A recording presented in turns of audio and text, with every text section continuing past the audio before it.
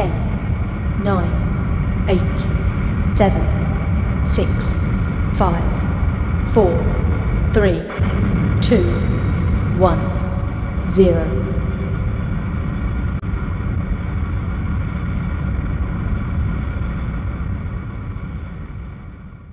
Hey guys, আমার চ্যানেলে সবাইকে স্বাগতম। এখানে আমরা বিজ্ঞান, রহস্য এবং এর মধ্যকার অসাধারণ জগৎগুলো আবিষ্কার করি। অজানা, অদ্ভুত এবং বিস্ময়কর বিষয়গুলো নিয়ে ডুবে যাই প্রতিটি পর্বে। চলুন একসাথে শুরু করি। আমরা স্পেস ডগ লাইকার কথা মোটামুটি সবাই জানি, কিন্তু স্পেস ক্যাট ফেলিসেটের ব্যাপারে কেউ জানে কিনা সন্দেহ। আজ স্পেস ক্যাট ফেলিসেটের গল্প শোনাবো। 1963 সালে ফ্রেঞ্চ স্পেস এজেন্সি সার্মা জীবজন্তুদের ওপর মহাশূন্যে থাকার প্রভাব কেমন হয় সেটি জানার জন্য একটি গবেষণা চালায়। অনেক পরীক্ষা নিরীক্ষা করার পর তারা বিড়ালদের নির্বাচন করে।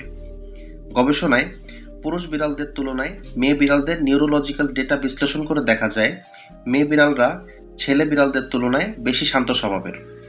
তাদের নাম দেওয়ার বদলে নাম্বার দিয়ে ডাকা হয় এবং এই নির্বাচিত বিড়ালগুলোর উপর কঠোর পরীক্ষা চালানো হয় স্পেস মিশনে তাদের সহনশক্তি কেমন তা জানার জন্য। মহাকাশের বিশাল নীরবতায় কত না গল্প ভেসে বেড়াচ্ছে, কিছু বীরত্বের, কিছু বিস্মৃতির। কিন্তু ওই তারাদের মাঝে একসময় এক অপ্রত্যাশিত যাত্রী ছিল, এতটাই অবিশ্বাস্য যেন কোনো কল্পকাহিনী।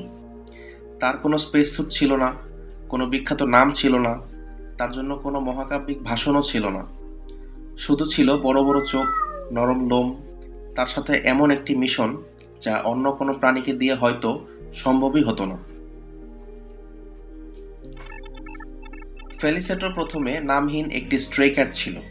তাকে রাস্তা থেকে কুড়িয়ে এনে অন্য বিড়ালদের সাথে রাখা হয়। তার নামকরণ কিভাবে হলো জেনে নেওয়া যাক। তার নাম ছিল ফেলিসেট, মহাকাশে পাড়ি জমানো প্রথম বিড়াল। আর এটি তার অসাধারণ কিন্তু একটি প্রায় ভুলে যাওয়া যাত্রার গল্প। প্রথমে সার্মা বিড়ালদের বিহেভিয়ার এবং স্পেসে ট্রাভেল করার সক্ষমতা অনুযায়ী তাদের নির্বাচিত করে। সব বিড়ালই মেয়ে ছিল, যেহেতু তাদের পোষ মানিয়ে নেওয়া সহজ ছিল এবং তাদের ছেলে প্রতিপক্ষের তুলনায় বেশি চাপমুক্ত হিসেবে গণ্য করা হয়। ল্যাবে থাকা সব বিড়ালদের অনেক পরীক্ষা নিরীক্ষা আর ট্রেনিংয়ের ভিতর দিয়ে যেতে হয়। তাদের উপর ঝুঁকিপূর্ণ মহাশূন্য যাত্রার প্রভাব টেস্ট করা হয়।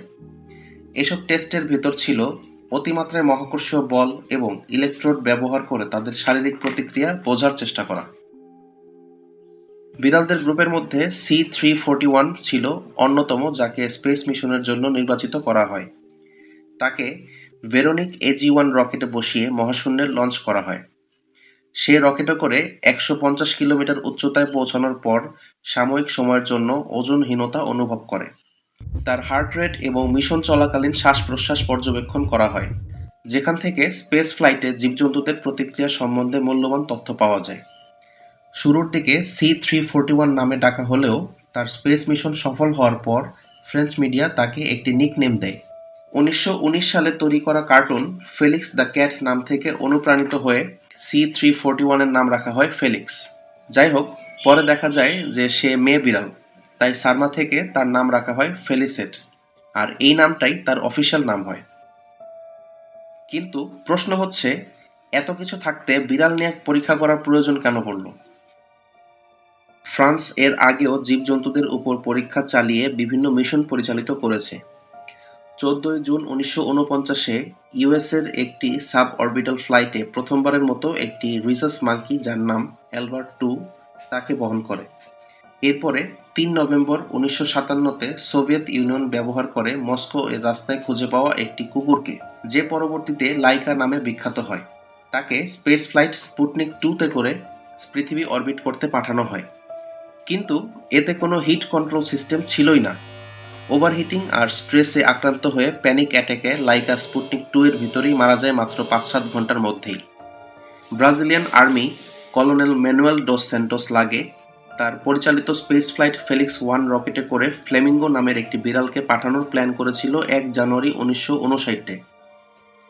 কিন্তু এই প্রজেক্টটি প্রাণী অধিকার গ্রুপগুলো থেকে প্রেসার দেওয়া ও নৈতিক উদ্বেগ প্রকাশ করায় বাতিল হয়ে যায়। এরপর 31 জানুয়ারি 1961-তে প্রজেক্ট মার্কারি এর পক্ষে একটি শিম্পাঞ্জি হ্যামকে সাব অরবিটাল ফ্লাইটে করে পৃথিবীর কক্ষপথে পাঠানো হয়।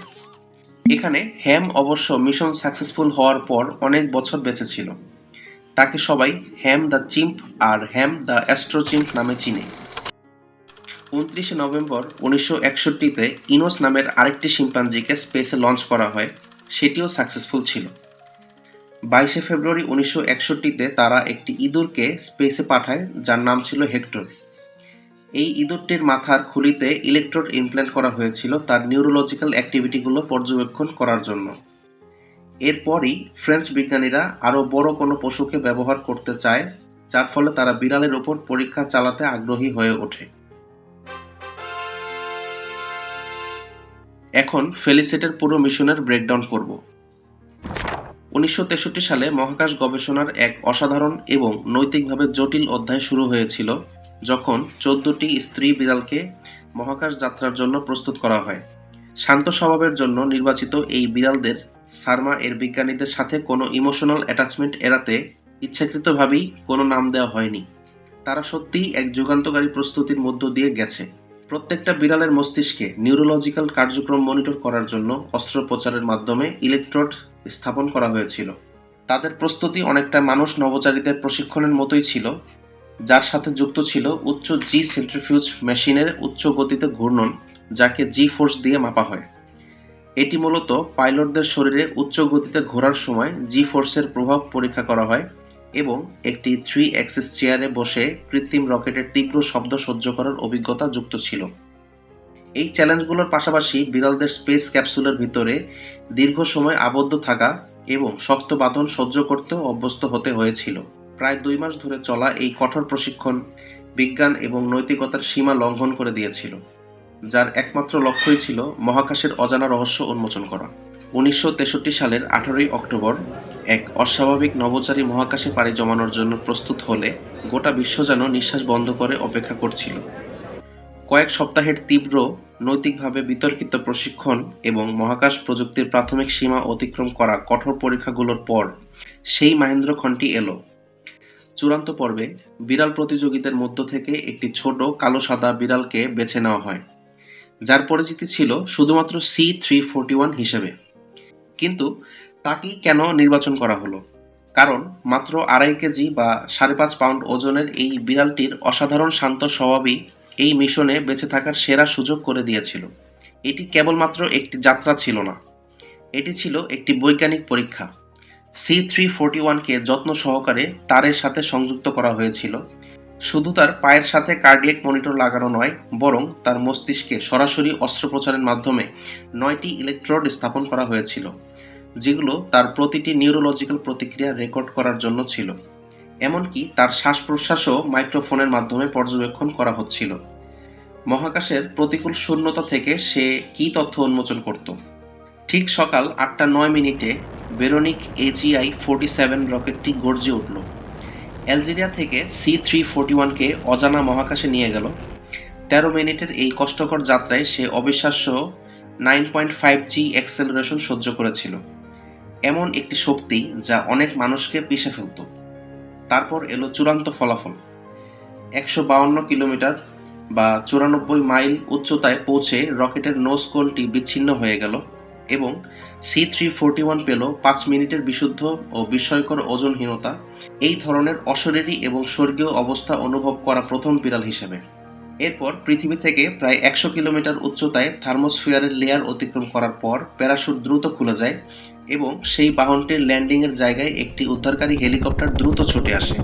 ফলাফল: সমস্ত প্রতিকূলতাকে জয় করে C341-কে অক্ষত অবস্থায় উদ্ধার করা হয়েছিল এবং তার এই আশ্চর্যজনক যাত্রা তাকে ফেলিসেট নামে ইতিহাসে স্থান করে দিয়েছে, যে কিনা একমাত্র বিড়াল হিসেবে পৃথিবীর বাইরে ভ্রমণ করেছে, যা জীবিত প্রাণীর উপর মহাকাশের শারীরিক প্রভাব বোঝার দরজা খুলে দিয়েছে। ফেলিসেটের ঐতিহাসিক মহাশূন্য যাত্রা যদিও খুবই সংক্ষিপ্ত ছিল, কিন্তু অমূল্য তথ্য এনে দিয়েছিল। উচ্চমানের নিউরোলজিক্যাল ডেটা রেকর্ড করা হয়েছিল, যেখানে আরোহণের সময় তার অ্যালার্ট থাকা, মাইক্রোগ্র্যাভিটি অবস্থায় যখন ওজনহীন হয়েছিল তখন তার নামমাত্র শ্বাস-প্রশ্বাস চলা, হৃদস্পন্দন কমে যাওয়া, যদিও পৃথিবীর থার্মোস্ফিয়ার স্তরে পুনরায় প্রবেশের সময় কিছু যান্ত্রিক গোলযোগের কারণে অসম্পূর্ণ ছিল। তবে এই অভিযান নিঃসন্দেহে একটি প্রাণীর শরীর মহাকাশের চরম পরিস্থিতিতে কিভাবে প্রতিক্রিয়া জানায় সে সম্পর্কে গুরুত্বপূর্ণ অন্তর্দৃষ্টি প্রদান করেছিল। তবে তার সাফল্যের পেছনে ছিল এক মর্মান্তিক এবং উপেক্ষিত পরিণতি। আন্তর্জাতিক গণমাধ্যম তাকে বিখ্যাত কার্টুন ফেলিক্স নামে ডাকলেও সারমা দ্রুত তা সংশোধন করে আরও উপযুক্ত ফেলিসেট নাম রেখে দেয়। দুঃখজনকভাবে তার এই খ্যাতি ছিল স্বল্পস্থায়ী। তার এই যুগান্তকারী যাত্রার মাত্র ২ মাস পরেই ফেলিসেটকে ইউথানাইজ করা হয়, অর্থাৎ তাকে ইনজেকশন দিয়ে যন্ত্রণাহীন মৃত্যু ঘটানো হয়, যেটা আজকের দিনে কোনোভাবেই ন্যায়সঙ্গত নয়।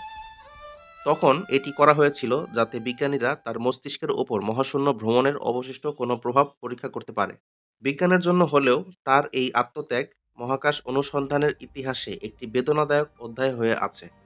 তবে ফরাসি মহাকাশ কর্মসূচি থেমে থাকেনি। ফেলিসেটের স্পেস যাত্রার মাত্র ৬ দিনের মাথায় ২৪ অক্টোবর দ্বিতীয় একটি বিড়ালকে মহাকাশে পাঠানো হয়। কিন্তু এই অভিযানটি শুরুতেই বিপর্যয়ের মুখে পড়ে। একটি ত্রুটিপূর্ণ বোল্ট, অস্বাভাবিক গতিপথ এবং সংকেত হারানোর ঘটনা ঘটে। গভীর অনুসন্ধান সত্ত্বেও শেষ পর্যন্ত নোসকোনটি মারাত্মকভাবে ক্ষতিগ্রস্ত অবস্থায় পাওয়া যায় এবং দ্বিতীয় বিড়ালটি দুঃখজনকভাবে মারা যায়। প্রশিক্ষণপ্রাপ্ত ১৪টি বিড়ালের মূল দলটির মধ্যে মাত্র একটি বিড়াল, যার নাম দেয়া হয়েছিল স্কুবি-ডু, তাকে স্বাস্থ্যগত সমস্যার কারণে প্রোগ্রাম থেকে বাদ দেয়া হয়। সে ভাগ্যক্রমে বেঁচে গিয়েছিল এবং তাদের ম্যাসকট হিসেবে জীবন কাটিয়েছে। বাকি ৯টি বিড়াল তাদের উদ্দেশ্য পূরণ হওয়ার পর প্রোগ্রাম শেষে ইউথেনাইজ করা হয়। সেসব বিজ্ঞানীদের প্রতি আমার রিঅ্যাকশন।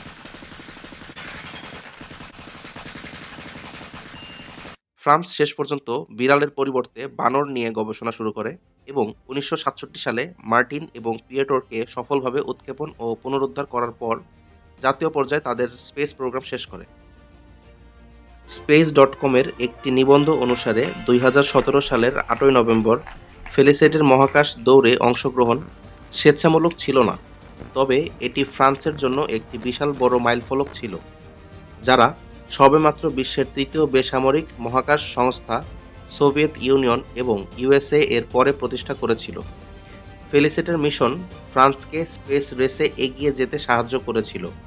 ফেলিসেটের মিশনটি তখনকার সময়ে অন্যান্য মহাকাশ মিশনের তুলনায় কম জনপ্রিয় ছিল।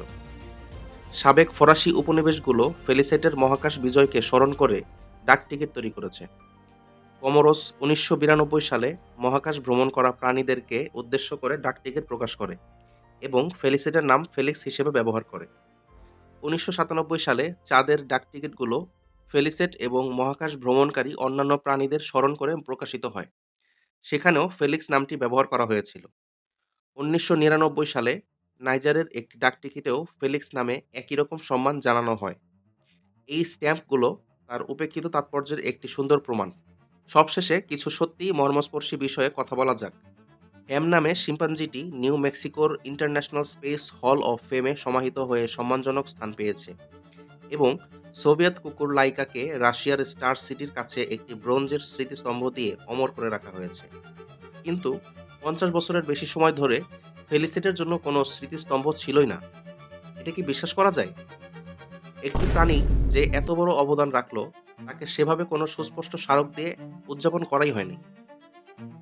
তবে ২০১৭ সালে ম্যাথিউ সার্চ গাই এর উদ্যোগে ফেলিসেটের একটি ব্রোঞ্জের মূর্তি স্থাপনের জন্য একটি অসাধারণ গণতহবিল অভিযান শুরু করা হয়। এই ক্রাউড ফান্ডিংটি শুরু হয়েছিল ফেলিসেটকে তার প্রাপ্য সম্মান স্বীকৃতি দেওয়ার জন্য। ফেলিসেটের গল্পটি একটি শক্তিশালী রিমাইন্ডার যে নায়করা বিভিন্ন আকার এবং রূপে আসে এবং প্রতিটি অবদান, তা যত ছোটই বা অনিচ্ছাকৃতই হোক না কেন, মানবজাতির অগ্রগতিতে গভীর প্রভাব ফেলতে পারে।